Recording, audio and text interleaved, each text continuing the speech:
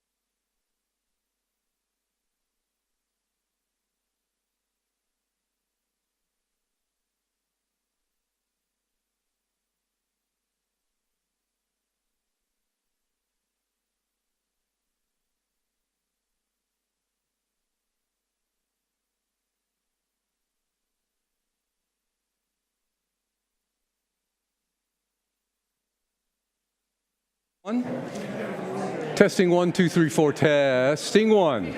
Excellent. So now you can hear. If you wish to move forward, it might be advantageous. We are going to show some slides on the. Okay, some of you are shaking your head no. So stay where you're at. I don't. If we are going to be showing some slides, so if you want to move further forward, please feel free to do that.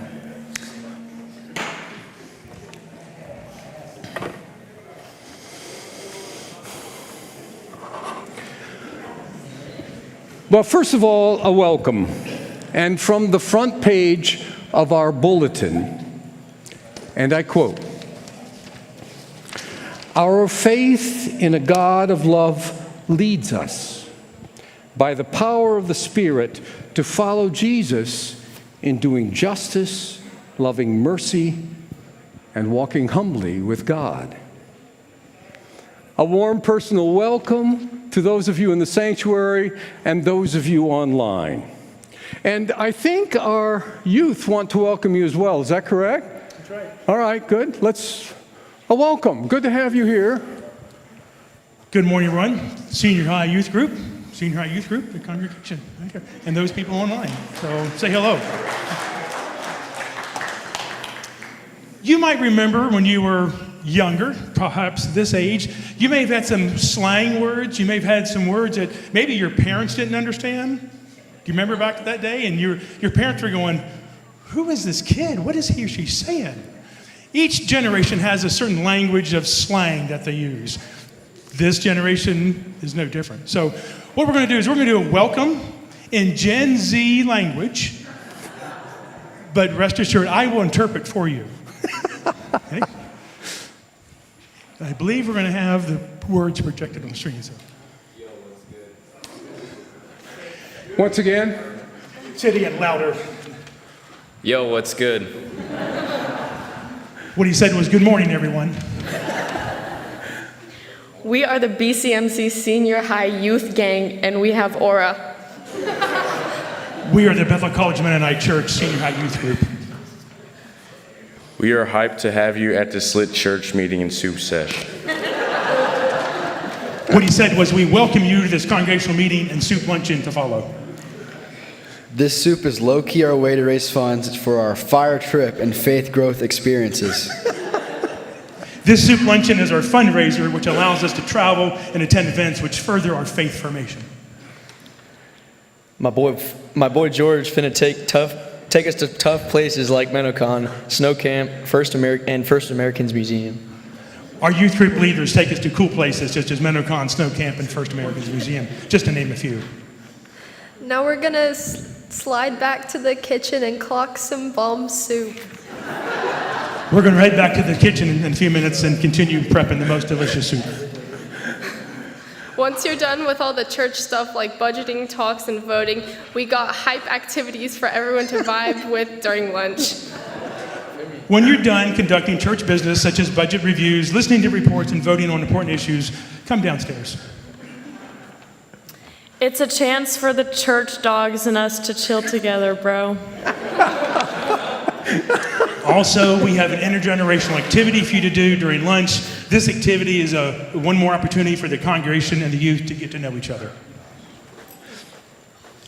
Thanks for pulling up to today's meeting and soup sesh. Thank you for attending today's congregational meeting and soup luncheon. And now, I know it'll seem a bit early, but now we do want to sing with you Johnny Appleseed as a prayer for the meal that you'll have here in about an hour. Oh, the Lord's been good to me, and so I thank the Lord for giving me the things I need, the sun and the rain and the apple seed. The Lord's been good to me. And every seed I sow will grow into a tree, and someday there'll be apples there for everyone in the world to share. The Lord's been good to me. Johnny Appleseed. Amen. Thank you. Two more really quick announcements. Today's soup luncheon, sausage, vegetable, it is all gluten-free. We'll also have a veggie option. We'll also have a dairy-free option. Lastly, the activity. Remember in September we did fun facts, and there were fun facts about the youth, and you had to identify, you had to talk to the youth to find out who'd been to Mexico 17 times. Okay, same activity, same song, next verse, if you will. We're switching the rules. They have a list of find someone who, very similar to last year. So they have to talk to you about what you do and who you are and some key traits. So listen, we'll keep them busy, come around to your table. So another time for you to interact with youth and get to know, you get to know them, they get to know you. So thank you. We'll see you in about an hour. Yeah, thanks so much. Yeah? In response, let's hear you all say 6, 7. Yeah, whoa.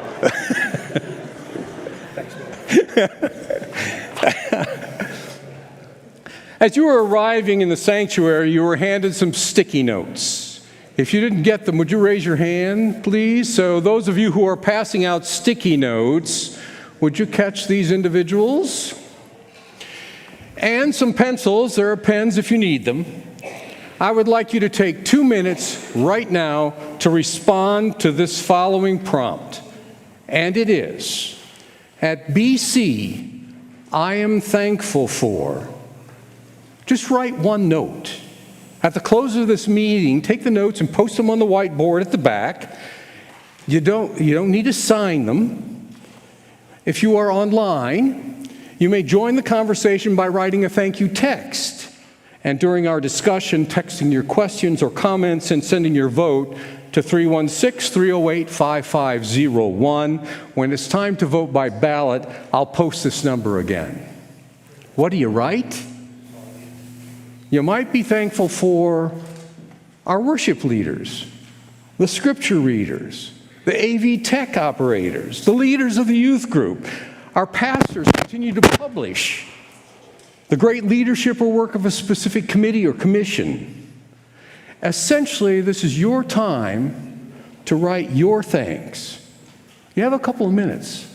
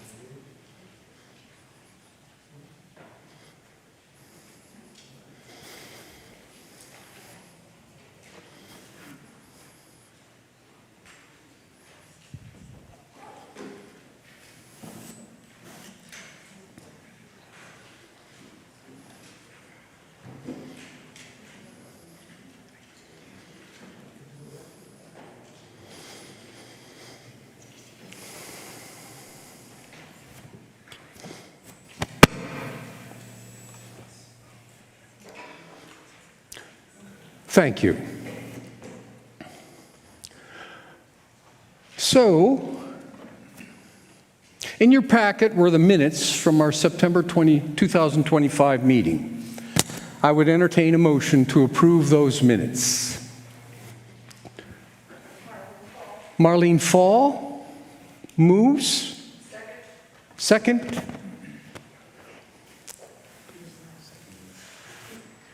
Dorothy Nickel-Friesen. Sorry. Any discussion?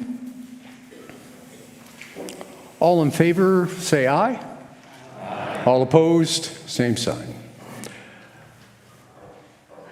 The approval of the minutes is passed. Thank you. The following is a proposed change by the Witness Commission, and the BCMC Board is recommending a change in this welcoming statement. Lynn Krause, would you make the presentation, I think? Yes. Huh? Okay, good, great. Oh, I've got the, sorry. But I should also identify the fact that I'm changing the I'm changing the order of the agenda just a little bit. Once we get to 5, we'll be moving through the agenda itself. Yo, church dogs. I'm going to be talking to you about the Immigration and Justice Task Force that many of us in the church have been involved with. There are about 20 of us who meet fairly regularly about this. We've been participating in a couple of trainings, Know Your Rights by MCC. We met with Casa Betania folks to find out what their needs were and how we could help out. The church board, we made a recommendation and the church board approved the idea of having some private signs. Sorry, these are signs for everybody, but they're going to say private. Okay, did you get the difference there? Excuse me? Where are the signs going to be? Thanks. Excellent question. The signs are going to be in offices, particularly the church office, but also the preschool and that kind of thing, in classrooms and in the kitchen. And so these are going to provide areas where if ICE were to come, they would not be allowed to be in those areas because they're private areas. So obviously this space, public. Bathrooms, I guess, public. I mean, if you're the right gender. So far we don't have non-gendered bathrooms, but maybe they're coming. Anyway, Dave Kreider and the Facilities Commission are going to figure out what are good private signs, and we'll be putting those up.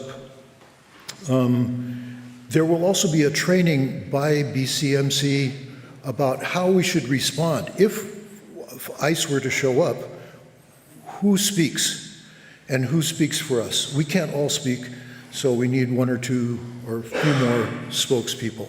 Anyway, that's the essence of it, but justice for immigrants. There is the change here of immigration status. I didn't have that in my notes, but indeed we're going to come up with a new sort of quality look for or whatever in our congregants, and that would include the idea that immigration status is not going to affect your status. So that will be added to our list of all those characteristics. Thanks. Thanks, Lynn. Since this comes from the Witness Commission and the board, this change comes from the Witness Commission and the board, we don't need a motion or a second. Is there any discussion related to this change? Are you prepared to move? Yes. It should be divine instead of diving. Oh, diving. Yes, thank you very much. That is not a change we're making yet. No, that's right. Although it would be an interesting change. Yeah, I'd just like to see you all dive next Sunday morning. No, that's correct. We'll make that change. Thanks so much for seeing that. That's my error, my typing error. My apologies. Are you ready to move to a vote? All those in favor say aye. And opposed, same sign. That one comes from the board and the witness commission, so we don't. Okay. On to the finance reports, and again, we're now jumping here just a little bit in the agenda. You have the 2025 financial report. It was distributed in your meeting packet. It's been available online. There actually are some at the very back. And I've asked Mike Clausen, finance manager, to highlight 2 items from the past budget that was intriguing to him. So if you do it there. Yes, he has preempted my favorite slideshow of the year. I would like you to go to page 8 in your reports packet. And some of you who are really smart, which would be, let's change that to all of you who are really smart, probably noticed that there was no loss in the Everence Trust Investment Fund, which isn't true. There was a couple months that had just under a $4,500 loss combined. The net amount is $23,870.01, so the ending balance is correct. Now that and the Praxis money market fund above it combine gains from those 2 funds excuse me, go into the plant fund, which you can find lower down, alphabetical order, plant fund. The plant fund has been getting to be very healthy, which is what we want to see. There are certain expenses that happen, certain needs for major work that the plant fund handles rather than the facilities maintenance budget. The plant fund grew by $26,402 over the year. Now, the gains were $27,600. Direct contributions came to just over $2,300, and there were a couple of expenses during the year that came to a little over $3,500. The northeast door that goes into the parking lot was replaced. It was rusting out, and a new security system lock was being added, so a better door was really important. And this plant fund also paid for a new communicator that was needed in order to upgrade the fire alarm panel. It couldn't be done without upgrading it. So $3,500 was spent out of the plant fund to do that, which still left a balance in the plant fund of nearly $72,500. There is a project going on right now that is using money from the plant fund for upgrading the flooring in the basement. So it's helpful right now. If the church needs a new roof, hopefully we've gotten that plant fund up to where it can cover it, although some of you probably know what a new roof would cost. Moving on, I'm taking too much time. The solar project fund, a little bit lower, you can see has gone from a negative balance to a positive balance. The project has been paid off through contributions and is now beginning to accumulate a balance to be used in a way that has not been defined yet, but we're still accepting contributions towards that. Now I'd like to jump from the balance sheet to a couple pages later, page 11. 11 through 14 is the report on the budget line items. Nothing in here was out of whack. Every budget area, commission, a committee, the staff section, all came in under overall for their area, at least, within their budget. Certain line items might have been over, others were under, balances out. We're all happy with that. Now, at the bottom of that, you see that there was a net deficit for the year of $2,200.15. That's how close contributions came to meeting the actual budget spending. However, in order to do that and maintain the general fund in its target range of being able to pay for at least 1 month worth of budget expenses, which is for last year, $46,449, at a couple points during the year, money was transferred out of the general reserve fund. And that amount was $23,121.68. If that hadn't been done, the deficit for the year would have been $25,321.83. Now, it turns out that the general fund had a large enough balance at the end of the year that even if you subtracted out that money, there was still enough in there to be able to cover at least 1 month's worth of budgeted expenses. But during the year, and you probably saw this in the announcements, there were times when we had a very large deficit, and it was important to get the general fund up to where it could handle a month's worth. But that's all I'm going to highlight on the financial reports for 2025, and I'll turn it back over to Bill for the next required action here.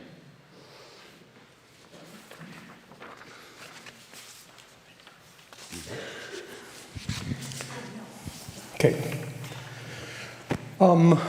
I don't know. So I'm lost in a river of information here. Did we vote on the 2025 acceptance of the report? We did not, did we? Then let us do that now. I would entertain a motion from the floor to accept the report from Mike on the 2025 year-end report. I have a, call out your name as you raise your hand. Sometimes I can see you, sometimes I can't. Al Peters moves that we accept it. A second. Richard Friesen seconds it. Do you have any questions? Any discussion? Are you ready to vote? All in favor, say aye. Aye. All opposed, same sign. The motion passes. The approval of the 2026 budget is a bit more complicated this year. The Finance Committee and the Board are recommending that we place 3 options before you. And I've asked Brad Coleman and John Zerger to articulate the rationale for this ballot and to lead this important discussion before we vote. As we transition to these slides, as we transition to these slides, want to make sure that the board offers a lot of gratitude and thankfulness for the hard work of all of our committees and commissions, especially our Finance Committee, as they prepared this budget year, starting all the way into late summer and early fall, to get these things going. And at that point of our fiscal year, things were much different when we were taking a look at the overall finances of the church. As Mike had said before, we were looking at some very significant deficits, and so we needed to make some decisions during that time frame to be able to put us in a position today to be able to present some budget options that the Finance Committee and the Church Board feel like are appropriate for where we are and the information that we've got. Yeah, so what we'd like to do today is give you a sense for why we're presenting 3 different budget options, and because we realize that's a deviation from how this normally works. To do that, most of this discussion over the next 3.5 hours is going to be, hopefully it doesn't take that long. Most of this discussion is going to be about the process of the data we were looking at as opposed to the actual budget itself. I think you all have most of those numbers in front of you. At the very end, we'll touch on just a couple of items, but this is just to give you a sense of the data that we had so that you can get a sense of what the process looks like. Okay, so before we get into the process, I want to start with a preview of the question we're going to be giving you at the end. So the question at the end, there are 3 different options. We're just going to touch on what those are, and then we'll circle back and explain how we got there. So option 1 is essentially, I support the 2026 budget without revisions. So the budget went through a normal process, several revisions in that normal budgeting process, and then the number that came out at the end of that budgeting process was $581,000 and some change. The benevolences of that, a portion of that 581 is about $77,000, almost $78,000. And that results in the benevolences being about 13% of the budget. Option 2 is basically keep everything else the same, but change the benevolences such that the benevolences equal 10% of the budget. So that results in a different budget, $559,000, slightly lower benevolences to get you down to 10%. That 10% is about in line with what's recommended from several institutions. Is it Western District Conference or is it MCUSA? I've forgotten, but We did, I know the Witness Commission did adjust their benevolences to be more in line with what MCUSA's recommendations were. We were doing a much larger benevolence to MCUSA than almost any other congregation, and they made those decisions during the normal budgeting process. And then option 3 is, hey, I don't really like either of these proposals, and so that's your no vote that you would normally have. Hopefully, if you have a no vote, you have some other suggestions for us because we've been struggling with this a little bit ourselves. Okay, so why are there 2 options? Why are you doing this to me? Why do we have 3? I want to walk you through the history of how we got here so you get a sense for what that looks like. The process started in the sort of September, October timeframe, as it typically does, and I'm going to show you the data we had at that time, or some of the data. And the goal is to hopefully create a common understanding so we can coalesce around a collective decision. All right, so just a little bit of background let's talk about 2025 in review. I want to go big picture first, and this big picture is a reminder. We're going to be talking about what's in the general fund. The general fund is the green bar you see there. I want to remind you that I had to be reminded that there are lots of different funds available within the church that have been set up for different purposes. There are 2 we're going to talk about mostly today. The first is the general fund that you see in green. One thing I've tried to do a little bit, I'm kind of a visual learner, so I've tried to keep the colors the same throughout. So when you see green, we're talking about how much is in the general fund. There are going to be some other colors that come up as well. I'm not talking about any of the other funds with the exception of that one, which is general fund reserves, and Mike touched on that a little bit. There was 1 transfer made from the general fund reserve. We'll touch on that, but other than that, the rest of them we're not going to talk about. Okay, this is a little bit of an overview of how we ended for 2025. And when we look at these slides, what you see in gray is the number that we had for the budget for 2025. Blue is how much income we had against that budget, and red is our expenses compared to that budget. So there on the screen you can see that $2,000 number roughly that Mike was talking about a little bit ago. In the green, that's our general fund balance at the end of the year. Okay, that's how much money was in our general fund checking account at the end of 2025. And then in yellow is what our goal was to be at the end of 2025. So we like to have about 2 months worth of expenses, budgeted expenses in our checking account at the end of the year. So we were close, but not quite where we wanted to be. So what are the takeaways here? Good news. Good news is the income nearly covered all expenses. Pretty good year in that regard, and that was even with a budget that was increased over the previous year. Good news, we have dollars in the general fund. There's something in the green bucket. That's great.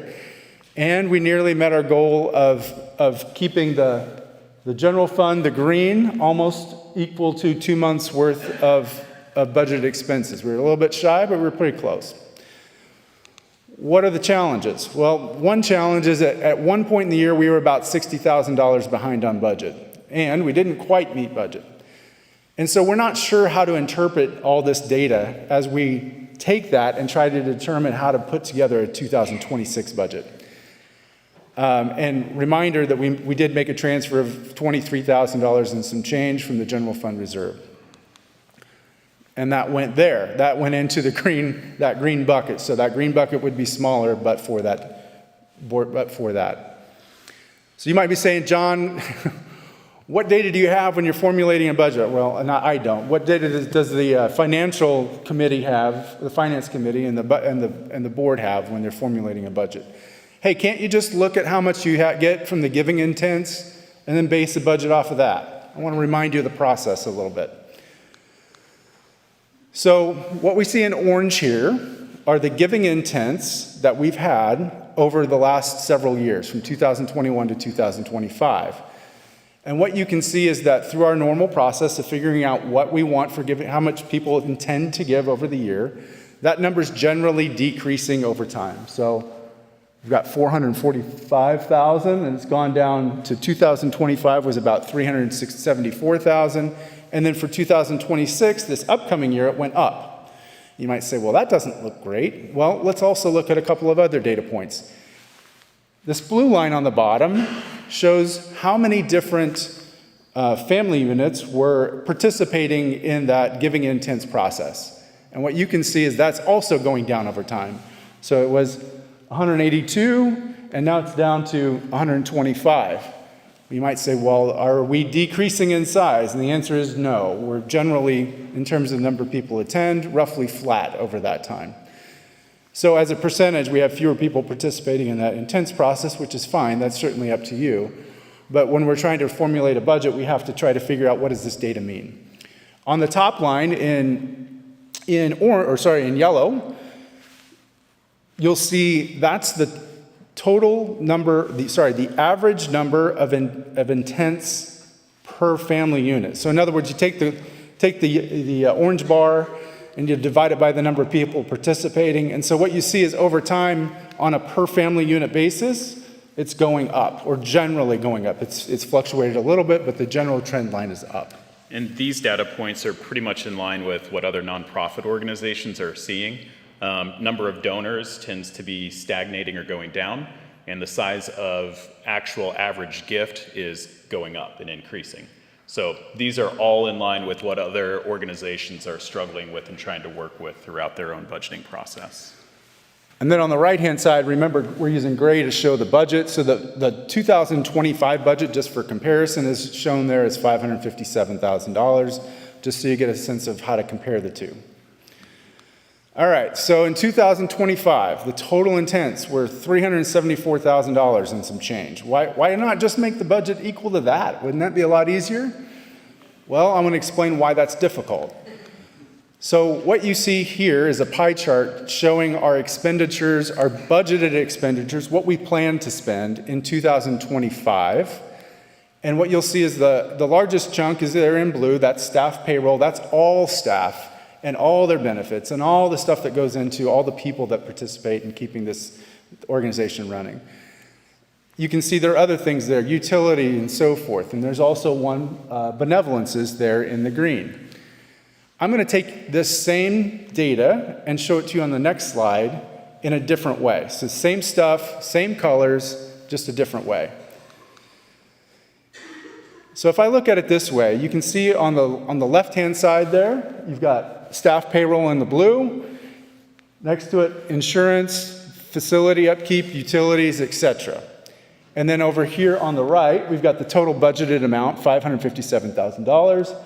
Next to it, the orange, the intents, $374,000. So you can already see that the orange is bigger than the blue, right?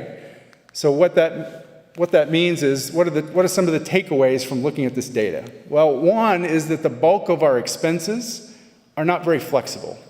So you can see staff payroll, insurance, facility, utilities, office expenses. Those things together came to about $428,000. And so the intents, that 374 number on the right, it doesn't cover all the basics, right? Most of the flexibility we have is in what we do with benevolences. And last year, our budgeted benevolences were about almost $89,000, not quite, just a little bit shy of that. And so one of the things that Finance Committee was doing, and one of the things that the board was looking at also, is how do we balance these things? How do we think about that when we're formulating a budget the next time? So a couple key points. First, above a certain point, once you give above those basics, our budget is primarily a reflection of how we're going to spend the benevolences and how we're going to handle that. What happens if you miss the budget? Well, if you miss the budget, you either have to pull from another fund we might have, which is what we did this year, or maybe the benevolences get less than budgeted. What happens if you exceed the budget? In the past, what we've done is if you go over more than that, remember that we wanted to have in the yellow bar 2 months worth of leftover in our bank account to start the new year. If you go over that, the excess traditionally has gone to benevolences. So that's just to give you a sense for how that works. All right, so if we don't base the budget on intents, how do we determine the appropriate size of the budget? Good question. I'm glad you asked. We use data, but as you can kind of get a sense for, there's also a lot of educated guessing going on here. And I think the main thing we want to do is make sure everyone's aware of what that educated guessing looks like, so that as we set a budget, we're all kind of on the same page. All right. In the first slide, one of the earlier slides when I showed you what the budget looked like for 2025, I showed you these numbers right here on the far right, 2025, and we walked through what each one of those corresponded to, right? We've got the budget in the gray, the income, expenses, etc. And then one of the things we look at is historical data. How have we done historically, year over year? So this is the same stuff shown for different years. And I'm not going to go through all of those, but I will show you a couple of trends. So you might say, this seems to be working. What's the problem? Why are you coming to me with 3 options? We started to come